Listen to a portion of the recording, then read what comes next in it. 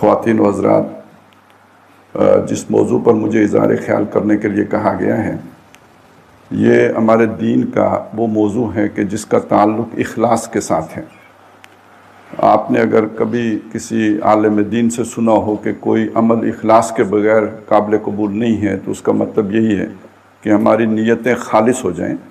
لیکن نیتیں خالص ہونے کا مفہوم کیا ہے اور نیتیں خالص کی کیسے جا سکتی ہیں، یہ بڑا مشکل ٹاپک ہے۔ دونوں اعتبارات سے اسے علمی طور پر بیان کرنا بھی اتنا آسان نہیں ہے، سمجھنا بھی اتنا آسان نہیں ہے، اور پھر اس کے بعد یہ کہ اس پر عمل پیرا ہونا بھی اتنا آسان نہیں ہے۔ اس لیے کہ ہمارے اندر اللہ تعالیٰ نے مختلف جذبات رکھے ہیں، مختلف ڈیزائرز ہیں، ارجز ہیں، انسٹنکٹس ہیں، اور وہ سب ڈرائیونگ فورس بنتے ہیں ہمارے عمل کے لیے۔ ایک بچے کی کوئی نیت نہیں ہوتی، لیکن یہ کہ جب اسے بھوک لگتی ہے تو وہ روتا ہے، عمل ہے اور اس کے پیچھے کوئی شعوری نیت نہیں ہے۔ لیکن اگر آپ اس کو پیچھے جا کے دیکھیں تو اس کے پیچھے وہ بھوک کی انسٹنکٹ ہوتی ہے جو اسے رونے پہ مجبور کرتی ہے۔ تو اس کا مطلب ہے اس کے رونے کے پیچھے بھی کوئی نہ کوئی نیت تھی جس کا شعور اسے نہیں تھا۔ میں آپ کے سامنے تقریر کر رہا ہوں، اس کے پیچھے بھی کوئی نیت ہو سکتی ہے، اور وہ نیت یہ بھی ہو سکتی ہے کہ مجھے خود نمائی کا شوق ہو، اور میں چاہتا ہوں کہ میں جانا جاؤں، پہچانا جاؤں، لوگوں کے ہاں میرا تعارف ہو، اور کوئی مجھے راستہ نہیں ملا اپنا تعارف کرانے کا، تو میں نے یہ اپنے لیے ایک راستہ نکال لیا۔ جیسے بچہ رو کے بھوک کا اظہار کر لیا اس نے، تو میں نے اپنے خود نمائی کا اظہار یوں کر لیا کہ چلے میں نے ایک فیلڈ میں ایک سکل ڈیولپ کر لی اور اس سے میں معروف ہو گیا۔ اچھا، اب اندازہ آپ لگائیں کہ خود میرے لیے کیا آسان ہے کہ میں یہ نتیجہ نکال سکوں کہ میں نے یہ کام خود نمائی کے جذبے کے تحت کیا ہے یا اللہ کو راضی کرنے کے لیے کیا ہے۔ تو میرا خیال ہے کہ میں خود اپنے آپ کو پر بھی کبھی یہ یقین سے یہ بات نہیں کہہ سکتا کہ بھئی میں نے یہ کام جو ہے اللہ کی رضا کے لیے کیا ہے۔ جو میں نے عرض کیا عین ممکن ہے کہ میں نے خود نمائی کے تحت کیا۔ تو اس لیے میں کہہ رہا تھا کہ پہلی بات تو یہ ہے کہ اس ایشو کو سمجھنا اتنا آسان کام نہیں ہے، تو دوسرا ایشو یہ ہے کہ سمجھ جائیں تو اس کے بعد اس پر عمل پیرا ہونا بھی کوئی اتنا آسان کام نہیں ہے۔ کس درجے کی ہمیں درون بینی درکار ہوگی، انٹروسپیکشن درکار ہوگی، اپنے اندر جھانکنے کا، یعنی جس طرح ہمیں فوکس ہونا پڑے گا ایک ایک عمل کے لیے کہ تہ در تہ کھنگال کے دیکھیں کہ بھئی میری نیت کیا ہے۔ اور پھر بھی امکان ہے کہ ہو سکتا ہے کہ ہم ڈسیو ہو جائیں اپنے شعور لاشعور کے ہاتھوں، ہمارے اصل نیت کوئی اور ہو اور ظاہری نیت کوئی اور ہو۔ تو یہ اس موضوع کی ذرا گمبھیرتا ہے، اس کی سیریسنس ہے۔ دوسری طرف مجھے ڈر یہ ہے کہ یہ اگر میں اس پہ لے کے چلوں خالص علمی طور پر تو بہت خشک موضوع ہے، اور خشک ہونے کے ناطے اچھا پھر کنسپچول ہے۔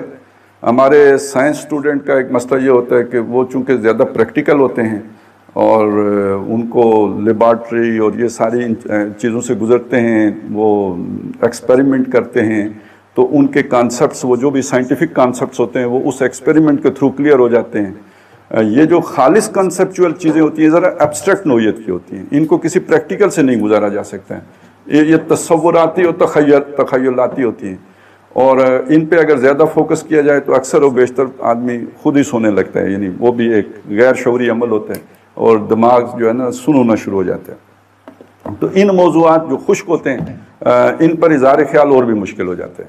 لیکن چونکہ اعلان یہی کیا گیا ہے، مجھے اچھا نہیں لگتا کہ جو موضوع چنا گیا ہے میں اس سے ہٹ کر کسی چیز پہ بات کروں، موضوعی پہ مجھے بات کرنی چاہیے۔ تو بس میں آپ چاہوں گا کہ ذرا آپ فوکس رہیں گے تو میں بھی کوشش کروں گا کہ یہ چیز آپ کے سامنے رکھوں۔ سب سے پہلی بات یہ سمجھ لیجئے کہ آخرت میں کسی بھی عمل کا، جیسے ابھی اعلان میں بتائی گئی تھی بات، عمل کے اندر وزن پیدا کرنے والی شے نیت ہوگی۔ جذبہ محرکہ کیا تھا، یعنی جس چیز نے آپ کو تحریک دی ہے وہ کام کرنے کے لیے، موٹیویٹنگ فورس کیا تھی، آپ کو فورس کیا آپ نے وہ کام کیا، اس کو نیت کہتے ہیں، اور سارا وزن اس عمل کو نیت لگے گا۔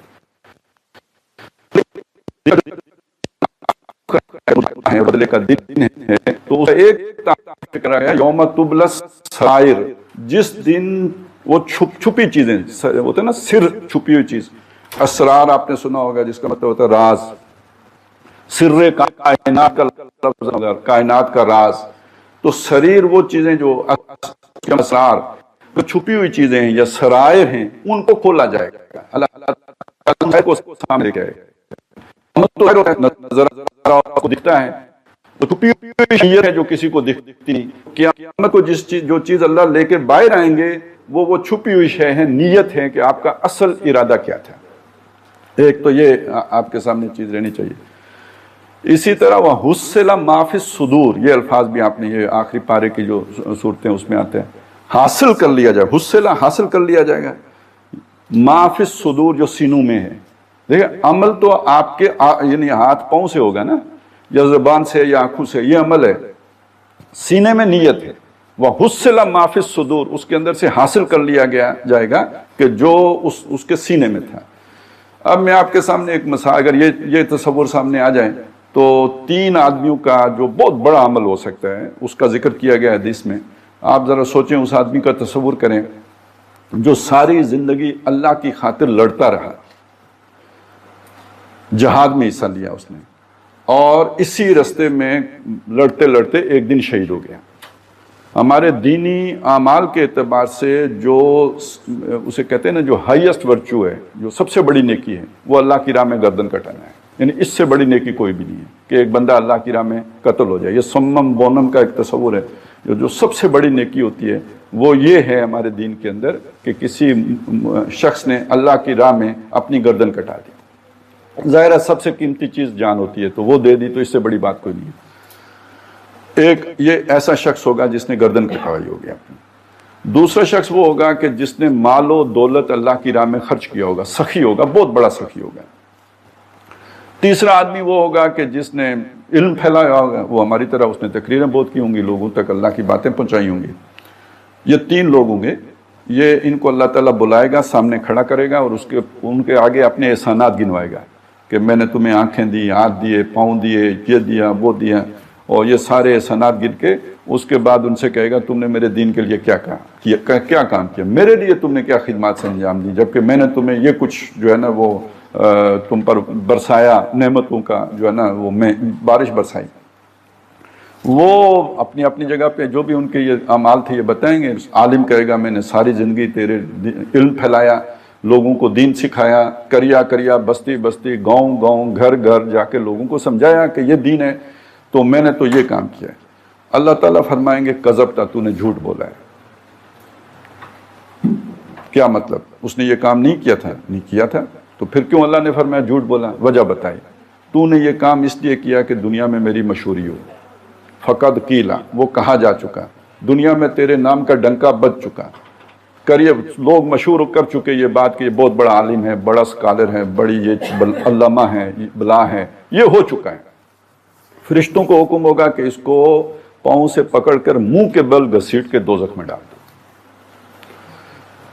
یہی انجام جو ہے وہ سخی کا ہوگا کہ مال خرچ کیا تھا لیکن شہرت کے لیے کیا تھا، کہ دنیا میں ڈھنڈورا پٹ جائے کہ بہت اللہ دینے والا ہے اور سخی ہے اور انداتا ہے. وہ ہو چکا، ایوارڈ مل چکے، حسن کارکردگی کا تمغہ گلے میں پڑ چکا. اب ادھر دوزخ میں جاؤ. جو شہید ہوگا اس کے ساتھ بھی یہی معاملہ ہوگا کہ تو نے یہ کام اس لیے کیا کہ یہ کہا جائے بڑا بہادر ہے، بڑا قوی ہے، تو وہ تو ہو چکا. اب یہاں تمہارا انجام دوزخ ہے. یعنی اس سے بڑے اعمال کوئی نہیں ہو سکتے کہ جو کوئی آدمی انجام دے سکتا ہے، لیکن اس کے پیچھے نیت میں اگر یہ کھوٹ تھا تو اس کھوٹ کا نتیجہ پھر اس صورت میں نکلے گا کہ وہ سارے اعمال صفر ہو جائیں گے. یہ تو آیا حدیث میں. قرآن مجید میں کم از کم 3 مقامات ہیں جس میں اس تصور کو واضح کیا گیا ہے ذرا دوسرے انداز میں. مثلا سورہ نور میں آیا کہ والذین کفروا اعمالہم کسراب، وہ لوگ جنہوں نے کفر کیا. اب یہ کفر کی وضاحت بعد میں ہو جائے گی، چونکہ ہم سمجھتے ہیں کہ کافر تو صرف وہ ہوتا ہے کہ جو کلمہ نہ پڑھے، یا یہ کہ کہیں کافروں کے گھر میں پیدا ہو. لیکن حقیقی کفر یہ ہے کہ آپ کی اگر موٹیویٹنگ فورس ایمان نہیں ہے تو پھر جو بھی آپ عمل کر رہے ہیں اس کے پیچھے کوئی وہ نیت ہوگی کہ جو اللہ کو راضی کرنے والی نہیں، کوئی اور نیت ہوگی تو جب کوئی اور نیت ہوگی تو حقیقت کے اعتبار سے وہ کفر ہے. دنیا میں فتویٰ نہیں لگے گا، دنیا میں لگ بھی نہیں سکتا، کیونکہ یہاں کسی کی نیتوں کا ہمیں کیا پتہ ہے، کسی کے موٹیو کا ہمیں نہیں پتہ. لیکن یہ فتویٰ جا کے آخرت میں جسے نیتوں کا پتہ ہے وہ لگائے گا. تو والذین کفروا اعمالهم کسراب، ان کے جتنے بھی اعمال ہوں گے وہ سراب ثابت ہوں گے. سراب کیا چیز ہے؟ کہ آدمی کو نظر آتا ہے پانی ہے، کہیں دور آپ کہیں کھو جائیں، کسی صحرا میں ہوں، پیاسے ہوں، پیاس سے مرے جا رہے ہوں، ادھر آپ کو پانی نظر آئے، آپ کتنے بے قرار ہو کے اس کے پاس جائیں گے، لیکن وہاں پہنچیں تو پانی نہ ہو تو کتنی بڑی محرومی ہے، کتنا بڑا احساس ہوگا کہ بھئی یہ تو ساری کوشش ہی فضول ہو گئی. یہ بتایا کہ وہ سراب کی مانند ہوں گے. یکسبہ الظمآن ماء، جس کو پیاسا سمجھتا ہے کہ یہ پانی ہے، فلما جاءہ، جب وہ اس کے پاس پہنچتا ہے، لم یجدہ شیئا، اسے کوئی شے نہیں ملتی. اب اس کو لے کے آئے ہیں کہ یہ بندہ جو اتنے بڑے بڑے اعمال کر کے آئے گا، پہنچے گا جب آخرت میں، فوجد اللہ عندہ، تو وہاں پائے گا اپنے پاس اللہ کو، اور وہ اس سے لے گا حساب. واللہ سریع الحساب، اور اللہ حساب بہت جلدی چکتا کر دیتا ہے، دیر لگاتا ہی نہیں، یوں فوراً پتہ لگ جاتا ہے. یعنی اس کے وہ سارے اعمال سراب ثابت ہوں گے، ان کے اندر کوئی وزن نہیں ہوگا. جیسے یہ 3 اشخاص کا واقعہ میں نے آپ کو سنا دیا، کتنے بڑے بڑے اعمال ہیں لیکن اندر سے نکلا کچھ بھی نہیں، وہ پھوک ثابت ہوئے، وزن کوئی بھی نہیں تھا ان کے اندر. کیوں نہیں تھا؟ نیت ٹھیک نہیں تھی. اسی طرح سورہ فرقان، سورہ نور کے ساتھ جڑی ہوئی دوسری سورت ہے سورہ فرقان، اس میں آیا وَقَدِمْنَا إِلَىٰ مَا عَمِلُوا مِنْ عَمَلٍ، ہم قدم بڑھائیں گے ان کے اعمال کی طرف جو انہوں نے بڑے بڑے اعمال کیے ہوں گے. اب اس میں جو وہ نقشہ ہے نا، الفاظ ہیں لیکن اس میں ایک نقشہ سامنے آتا ہے. اور جیسے آپ نے اگر کسی کو وہ جو فٹ بال میں کک لگاتے ہوئے دیکھو نا، فاول ہونے کے بعد جب وہ فری کک لگتی ہے تو 2-4 قدم لے کے تو وہ کک لگاتا ہے زور سے، تو بالکل وہ انداز ہے. وَقَدِمْنَا، ہم قدم بڑھائیں گے، إِلَىٰ مَا عَمِلُوا، ان کے اعمال کی طرف، مِنْ عَمَلٍ، جو بڑے بڑے عمل انہوں نے کیے ہوں گے، فَجَعَلْنَاهُ هَبَاءً مَنْثُورًا، تو ان کو ہم راکھ اڑا کے منتشر کر دیں گے، راکھ بنا دیں گے. ان اعمال کے اندر کوئی وزن نہیں ہوگا. وجہ کیا ہے؟ یہ نیت کی وجہ ہوگی. تو میں نے پہلے تو آپ کے سامنے یہ چیز رکھ دی کہ یہ کوئی اتنا سوکھا موضوع نہیں ہے، اوکھا ہے. دوسری بات آپ کو یہ سمجھا دی کہ اس کی اہمیت یہ ہے کہ ہماری ساری محنت غلط نیت کی وجہ سے اکارت ہو سکتی ہے، پوری زندگی کی محنت اکارت ہو سکتی ہے. اور وہ بڑی اس کی پرفیکٹ مثال ہے، وہ جو 3 اشخاص کی میں نے آپ کو دی ہے، وہ پوری زندگی کا ان کا عمل ہے، ساری زندگی اس پر کار بند رہے ہیں، لیکن یہ کہ آخرت میں نتیجہ اس کا 0 نکلا ہے. اس کا یہ مطلب وہ کوئی ایک نماز کا مسئلہ نہیں ہے، کسی ایک روزے کا مسئلہ نہیں ہے، یا کسی ایک تقریر کا مسئلہ نہیں ہے، یہ پوری زندگی کا مسئلہ ہے. اب آئیں اس چیز کی طرف کہ یہ تو چلے ایک ہمارے سامنے منفی پہلو، سلبی پہلو آ گیا، تو مثبت طور پہ نیت ہونی کیا چاہیے؟ تو اس کو قرآن مجید نے سورہ بقرہ آیت نمبر 177 میں بیان کیا. پس منظر اس کا یہ ہے کہ بڑا مشہور واقعہ ہے کہ جب نبی صلی اللہ علیہ وسلم مدینہ تشریف لائے ہیں تو آپ بیت المقدس کی طرف 16-17 مہینے رخ کر کے نمازیں پڑھتے رہے. اسے ہم اسی لیے قبلہ اول کہتے ہیں کہ حضور صلی اللہ علیہ وسلم نے مدینہ آ کے پہلے ادھر اس رخ پر نمازیں پڑھی، اس لیے کہ پرانے نبی ادھر ہی رخ کر کے نمازیں پڑھتے رہے. اس کے بعد اللہ تعالیٰ نے دوران نماز حکم دیا کہ اب آپ اپنا چہرہ جو ہے اس قبلے کی طرف پھیر لیں کہ جو آپ کو پسند ہے. قَدْ نَرَا تَقَلُّبَ وَجْهِكَ فِي السَّمَاءِ فَلَنُوَلِّيَنَّكَ قِبْلَةً تَرْضَاهَا. اے نبی ہم آپ کا چہرہ آسمان کی طرف اٹھتے دیکھتے رہے، یعنی حضور کے دل میں خواہش تھی کہ یہ حکم آئے، تو اب نبی ہم نے آپ کا چہرہ اس رخ پہ پھیر دیا جو آپ کو پسند ہے، جو قبلہ اس کی طرف موڑ دیا. اب جب یہ قبلہ تبدیل ہوا، اس پہ یہودیوں نے بہت شور مچایا. انہوں نے کہا یہ کیسے نبی ہیں جن کو یہی نہیں پتا تھا کہ ہمارا قبلہ کون سا ہے؟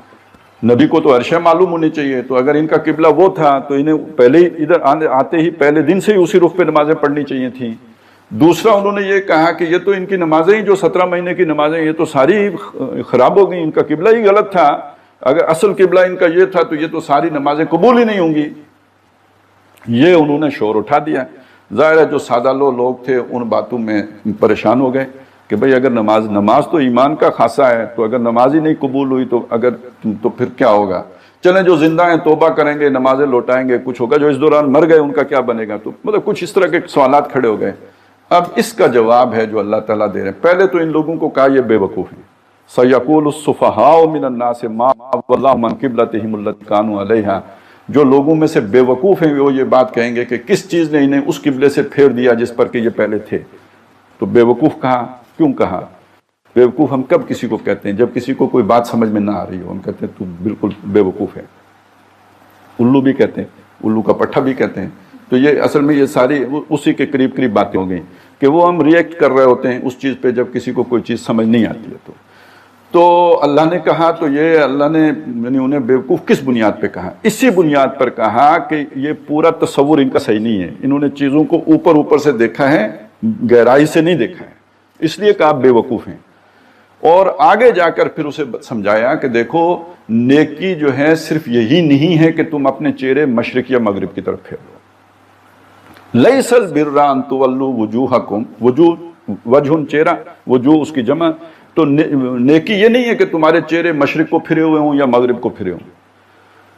نیکی کا یہ ظاہر ہے، اس سے نیکی کی رسم بنتی ہے، اس سے نیکی کا ایک ظاہری ڈھانچہ بنتا ہے. وہ ڈسپلن کے لیے وہ بھی ضروری ہے، اس کی اہمیت ہے، اس کی اہمیت سے انکار نہیں ہے، لیکن اس کو کل سمجھ لینا یہ بے وقوفی ہے، یہ سمجھداری نہیں ہے. اور اگر یہ جو میں نے آپ کے سامنے رکھا کہ اتنے بڑے بڑے اعمال اکارت ہو گئے، تو جس بندے کے سامنے یہ سارا تصور ہو وہ ظاہر کو کب نہیں گا؟ وہ تو بڑے سے بڑا عمل کر کے تو خوف میں رہے گا کہ پتہ نہیں قبول بھی ہوگا کہ نہیں ہوگا، میری نیت بھی صحیح ہوئی تھی یا نہیں ہوئی تھی. لہٰذا جو لوگ اس ظاہر پر فوکس ہو جاتے ہیں وہ بے وقوف ہیں. اصل سمجھداری کی بات یہ ہے کہ یہ سمجھ لیا جائے کہ نیکی اس کی وَلَٰكِنَّ الْبِرَّ مَنْ آمَنَ بِاللَّهِ وَالْيَوْمِ الْآخِرِ وَالْمَلَائِكَةِ وَالْكِتَابِ وَالنَّبِيِّينَ. نیکی اس کی ہے جو ایمان لایا اللہ پر، اس کی ہے جو آخرت پر ایمان لایا، اس کی ہے جو کتابوں پر ایمان لایا، اس کی ہے جو نبیوں پر ایمان لایا، جو فرشتوں پر ایمان لایا، اس کی نیکی. اب دیکھیے پھر سوچیں، جب بھی نیکی کا لفظ آپ کے ذہن میں آئے گا، آپ کے ذہن میں کوئی نہ کوئی عمل آئے گا. وہ نماز کا عمل ہو، روزے کا عمل ہو، جہاد کا عمل ہو، علم کا عمل، کوئی عمل آئے گا. یہاں نیکی کی بات شروع کی، جب سمجھایا اللہ نے کہ نیکی کس کی ہے تو سب سے پہلے ایمان کو لے کے آئے. تو ایمان اصل میں وہ جذبہ محرکہ بنتا ہے جو کسی بھی عمل کے لیے انسان کو آمادہ کرتا ہے. اللہ پر ایمان کا مطلب کیا ہے کہ جو عمل بھی آپ کریں اللہ کو راضی کرنے کے لیے، اللہ کو خوش کرنے کے لیے کریں. اس کی میں ایک مثال آپ کو دے دیتا ہوں، قرآن مجید سے دیتا ہوں. چونکہ ایک مثال آئی ہے نا سخی کی، تو ایک ویسے ہی کچھ لوگوں کی مثال ہے. سورۃ الدہر ہے، اس میں بتایا کہ جو لوگ جنت میں جائیں گے وہ کیسے لوگ ہوں گے. یوفون بالنذر ویخافون یوما کان شرہ مستطیرا.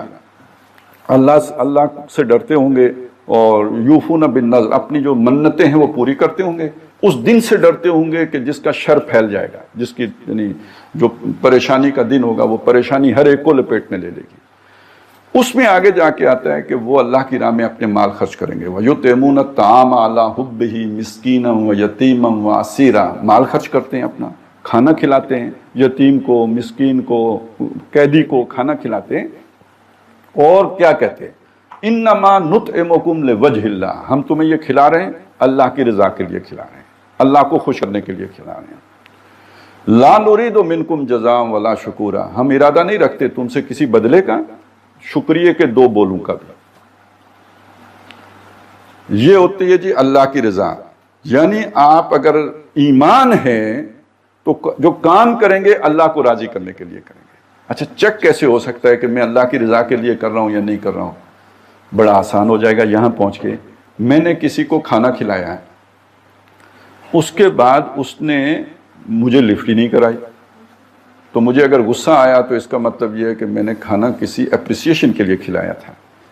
اس کے بعد اگر مجھے تپ چڑھی تو پھر اس کا مطلب یہ ہے کہ میں یہ چاہ رہا تھا کہ یہ میں نے اس کا مجھے یہ بدلہ دے، کم از کم مسکراہٹ کے ساتھ دے. چلے یہ نہیں کر سکتا تو شکریہ کے دو بولوں کے ساتھ دے. وہ نہیں کر سکتا تو کوئی اس کی باڈی لینگویج سے پتہ لگے کہ بھائی جو میں نے اس پر احسان کیا اس کے اثرات مجھے نظر آ رہے ہوں. وہ نہیں نظر آئے تو مجھے تب چڑھ گئی، تو اس کا مطلب ہے میں نے اللہ کو راضی کرنے کے لیے وہ کھانا اسے نہیں کھلایا تھا. اس سے کچھ میرا مطالبہ تھا، کوئی ڈیمانڈ تھی، کوئی میرے ذہن کے نیچے کہیں تحت الشعور میں کوئی اور سوچ تھی. تو وہ جو میرا ری ایکشن ہے وہ بتائے گا کہ بھائی میں نے یہ کس موٹیو کے تحت کیا تھا. تو اگر اللہ کے لیے کیا تھا تو مجھے اس سے کیا غرض ہے کہ وہ میرا شکریہ ادا کرتا ہے یا نہیں کرتا ہے؟ مجھے اس سے کیا غرض ہے کہ وہ اس کے بعد میری خوبی بیان کرتا ہے یا میری خامی بیان کرتا ہے؟ مجھے پھر اس سے بے پرواہ ہو جانا چاہیے. اگر اس اپریسیشن سے میری ڈیٹیچمنٹ ہے تو اس کا مطلب ہے وہ کام میں نے اللہ کے لیے کیا تھا، اور اگر میں اس کا متمنی ہوں اور اس کو میں چاہتا ہوں کہ مجھے اپریشیٹ کیا جائے، اس کا مطلب یہ ہے کہ میں نے وہ کام اللہ کے لیے نہیں کیا تھا۔ اسی کو ذرا اور بھی کھول لیں، یعنی چلیں اپریسیشن کا مسئلہ آیا تو ہم کتنے کام ہوتے ہیں کہ جو عوام کی خواہشات کے لیے کر رہے ہوتے ہیں، لوگوں کو اچھا لگے گا، لوگ جو ہے نا کہیں گے یہ ٹھیک ہے۔ تو میں عرض کر دوں کہ کم از کم کسی دیندار آدمی کے لیے یہ بات کبھی بھی سامنے آنی ہی نہیں چاہیے کہ لوگ کیا کہیں گے، اسے یہ دیکھنا چاہیے کہ اللہ کیا کہے گا۔ یہ اس ایمان کا تقاضا ہے۔ اگر یوں سوچ بن گئی ہے، یہ آپ کا ایٹیچیوڈ ہو گیا ہے، بیہیویئر تو بعد میں بنے، یہ ایٹیچیوڈ ہے، یوں آپ کی سوچ چلتی ہے، تو اس کا مطلب یہ ہے کہ وہ ایمان باللہ کا تقاضا پورا ہو گیا۔ لیکن اگر یوں سوچ نہیں چلتی، آپ کو لوگوں کی پرواہ ہے کہ لوگ کیا کہیں گے، لوگ خفا ہو جائیں گے، لوگ یوں ہو جائے گا، فلانا یہ ہو جائے گا، تو اس کا مطلب ہے کہ اس عمل کے پیچھے موٹیو اس آدمی کو راضی کرنا ہے، اللہ کو راضی کرنا نہیں ہے، یا لوگوں کو راضی کرنا ہے، اللہ کو راضی کرنا نہیں ہے۔ یہ تو ہو گیا ایمان باللہ کا تقاضا۔ اب آ جائیں دوسرا، ایمان بالآخرہ کا تقاضا کیا ہے؟ یہ اس سے بھی مشکل مضمون آ گیا ہے۔ دیکھیں، ہمارا اگر نقطہ نظر آخرت کے مقابلے میں دنیا بنانے کا ہے، تو اللہ جیسی علی کل شیء قدیر جب ہم سے راضی ہو گیا، ہم نے اسے راضی کر لیا، تو ہمارا مطالبہ اس سے کیا ہوگا کہ ہمیں کہاں پہ دے، کیا دے؟ نوکری اچھی دے دے، جب تک داخلہ نہیں ملا تو اچھی یونیورسٹی میں داخلہ دے دے، جب داخلہ مل گیا تو اس کے بعد نوکری اچھی مل، کیریئر بن جائے، کہیں آگے پروفیشن میں شائن کر سکیں، ہماری جو ہے دنیا وہ جسے کہتے ہیں نا کوالٹی لائف، تو وہ ہمیں میسر آ سکے، پھر تو یہ مانگیں گے۔ اور اگر نماز بھی پڑھ کے آخر میں ساری دعائیں دنیا کے لیے ہوں گی، حج کریں گے تو ساری دعائیں دنیا کے لیے ہوں گی، اور کوئی نیکی کا کام بھی کریں گے، چلیں صدقہ خیرات بھی کریں گے تو اس امید پہ کریں گے کہ اللہ تعالیٰ کا وعدہ ہے 10 گنا کر کے دوں گا، تو چلیں یہ سود والے تو 4% دیتے ہیں، اللہ تعالیٰ ضرب 10 کر کے دیتا ہے، تو کیوں نہ ادھر لگائیں۔ تو پیچھے نیت تو وہی سود خوروں والی ہو گئی کہ دنیا بڑھتی رہے، دنیا پھیلتی رہے، دنیا پھولتی رہے، اسی میں بندہ آگے بڑھتا رہے۔ تو بے شک آپ نے یعنی ایک اعتبار سے تو موٹیو ٹھیک ہو گیا کہ اللہ کی رضا چاہتے ہیں، لیکن دوسری اعتبار سے آخرت کا بدلہ نہیں پیش نظر، دنیا کا بدلہ پیش نظر ہے، تو نیت اب بھی پھر مکمل طور پہ ٹھیک نہیں ہوئی ہے، مکمل طور پہ ٹھیک نہیں ہوئی ہے۔ اور جب دنیا مکمل، تو وہی تینوں چیزیں سامنے رکھیں، وہ 3 آدمیوں کو ہی، ان کے سامنے اللہ کی رضا نہیں تھی، دنیا کی مشہوری تھی، ٹھیک ہے نا؟ تو لوگوں کے میں مشہوری اور دنیا میں مشہوری ہونا، تو یہ دونوں جو میں نے آپ کو چیزیں سنائی ہیں، اللہ کی اور آخرت والی، یہ وہ 3 آدمیوں پہ اپلائی کر کے دیکھیں گے، آپ کو بات سمجھ میں آ جائے گی۔ تو وہ جو اعمال ضائع ہو جائیں گے، وہ جن کا آیا سراب ثابت ہوں گے، جنہیں اللہ حبا منصورہ بنا کے اڑا دے گا، اس کے پیچھے اگر کوئی ایسا موٹیو ہوگا کہ ہم یہ چاہتے ہیں کہ دنیا ہی میں ہمیں بھلائی مل جائے، ہم یہ چاہتے ہیں کہ ہمیں دنیا کے اندر ہی مادی ترقی نصیب ہو جائے، اور یہ کہ ہم یہ چاہتے ہیں کہ دنیا میں ہماری مشہوری ہو جائے، یا کوئی اور دنیا کا غیر اللہ میں سے کسی کو راضی کرنا چاہتے ہیں، جتنا بڑا عمل بھی ہے وہ ضرب کھا جائے۔ زیرو سے ضرب تو آپ کو خوب اچھی طرح آتی ہوگی کہ بڑی سے بڑا رقم جب زیرو سے ضرب کھاتی ہے تو وہ زیرو ہو جاتی ہے، وہ بڑے سے بڑا عمل زیرو ہو جائے گا، وہ سراب ثابت ہوگا، اس کے اندر کوئی وزن نہیں رہے گا۔ تیسری چیز آئی ہے، بلکہ وہ 3 چیزیں، کتاب، فرشتے اور نبی، ان تینوں کو جمع کریں تو ایمان بالرسالت بنتا ہے۔ کیوں؟ رسالت کا مطلب ہوتا ہے پیغام۔ پیغام کس کا ہے؟ اللہ کا ہے۔ لے کے وہ جو پیغام ہے اس کا وہ کیا ہے؟ وہ کتاب ہے۔ لے کے کون چلا؟ فرشتہ۔ پہنچایا کس تک؟ نبی تک۔ تو تینوں مل کے ایمان بالرسالت بن گیا۔ یہ ایک ایمان بالرسالت کی 3 کڑیاں ہیں، پیغام یعنی کتاب، وہ جو لے کے چلا مسنجر نمبر 1 وہ فرشتہ، اور جو انسانوں میں سے مسنجر اللہ نے پکڑا وہ نبی، یہ تینوں مل کے بن گیا ایمان بالرسالت۔ اس کا کیا تعلق ہے؟ یہ بڑا دلچسپ تعلق ہے اس نیکی کی بحث کے ساتھ یا نیت کے ساتھ۔ یہ ہے کہ جی دیکھیں، یہ جو نیکی کا جذبہ اللہ نے ہر انسان کے اندر رکھا ہے، یہ جذبہ ہے، اور ہر جذبہ اندھا بہرا ہوتا ہے۔ ہر جذبہ اندھا، اس کی آنکھیں نہیں ہوتی، اس کے لیے اللہ نے عقل دی ہے کہ یہ جذبہ جب آپ کو موٹیویٹ کرے تو آپ نے ذرا، یعنی اسٹیئرنگ ہے، یہ بریک ہے، دونوں کام کرتی ہے عقل، کہ صحیح رخ پہ رکھنا ہے اور سپیڈ مینٹین رکھنی ہے. یہ نہ ہو کہ جناب اسی زور میں، جذبے کے زور میں کہیں آپ ایکسیڈنٹ کر بیٹھیں. تو کوئی بھی جذبہ انسان کو جب موٹیویشن دیتا ہے تو وہ اندھی بہری موٹیویشن ہوتی ہے، اس کو کنٹرول کرنے کے لیے عقل ہوتی ہے. شریعت کا کام یہ، یعنی نبی کا کام یہ ہے کہ آپ کو وہ گائیڈ لائن دے دے، وہ رستہ دے دے کہ جس کے اوپر آپ نے چلنا ہوتا ہے. نہ اس سے دائیں جائیں نہ بائیں جائیں، اس کے اوپر رہیں. اب دیکھیے موٹیویٹنگ فورس اصلاً کیا ہے؟ اللہ کی رضا. نمبر 2 کیا ہے؟ آخرت کی جزا. یہ یہاں تک تو ہو گیا ٹھیک، لیکن ان دونوں جو ہے نا جو موٹیوز ہیں یہ بھی آپ کو ڈی ٹریک کر سکتے ہیں. مثالیں موجود ہیں تاریخ میں. جو حضرت مسیح علیہ السلام کے ماننے والے تھے، عیسائی جنہیں ہم کہتے ہیں، وہ اپنے آپ کو نصارہ کہتے ہیں یا کہتے تھے، اب شاید وہ نہیں کہتے، پہلے نصارہ کہلاتے تھے. وہ اللہ کو راضی کرنا چاہتے تھے اور زیادہ ہی راضی کرنا چاہتے تھے. تو انہوں نے ایک فیصلہ خود سے کر دیا کہ ہم شادی نہیں کریں گے، کیونکہ اس کے بعد جو ہے نا وہ زندگی مطلب خجل خواری بہت ہو جاتی ہے. تو ہم بالکل فوکس ہو کے اللہ تعالیٰ کی اطاعت کریں گے اور اس دندے میں پڑیں گے. یہیں سے ساری خرابیاں پیدا ہوتی ہیں. تو اللہ تعالیٰ نے یہ ان کے اس جذبے کا ذکر کیا ہے. یعنی سورہ حدید ہے، 27ویں پارے کی آخری صورت ہے. وَرَهْبَانِيَّةً ابْتَدَعُوهَا، رہبانیت کی ابتدا بدعت انہوں نے خود ڈالی. مَا كَتَبْنَاهَا عَلَيْهِمْ، ہم نے ان پر فرض نہیں کی تھی. یعنی اللہ نے جو چارٹر آف ڈیمانڈ دیا تھا اس میں یہ چیز نہیں تھی، انہوں نے خود اپنے اوپر اضافی طور پر اپنے اوپر طاری کر لی اسی شوق میں.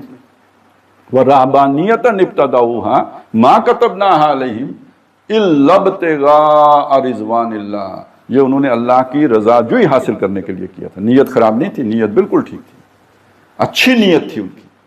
اللہ کو راضی کرنا چاہتے تاکہ اللہ زیادہ راضی ہو جائے، اس کے لیے کیا تھا انہوں نے. فما رعوها حق رعایتها، تو اس کی حق ادا نہیں کر سکے جتنا جیسا کہ اس کا حق ادا کرنے کی ضرورت تھی. کیوں؟ ایک مشکل کام اپنے ذمہ لے دیا تھا، وہ ہو نہیں سکتا تھا. تو اللہ تعالیٰ دین میں نبیوں کے ذریعے سے ہمیشہ اتنا کام بتاتا ہے جو انسان کے بس میں ہو. جب انسان کو اس اندھے بہرے جذبے سے کوئی کام کرے گا تو وہ اس سے اپنے پر بوجھ لاد لے گا جو اس سے پورا ہی نہیں ہوگا. یہ اب آپ، اور یہ پھر اتنی بڑی برائی بن گئی کہ نبی صلی اللہ علیہ وسلم کو بتانا پڑا لا رہبانیت فی الاسلام، کے اسلام میں کوئی رہبانیت نہیں. بڑی شدت سے آپ نے اس کو روکا. تو معلوم ہوا کہ نیک جذبے سے بھی انسان ڈی ٹریک ہو جاتا ہے، نیک نیتی کے ساتھ بھی غلط رخ پہ چل پڑتا ہے. اسے بیلنس کون رکھے گا؟ اسے سیدھی راہ پہ کون رکھے گا؟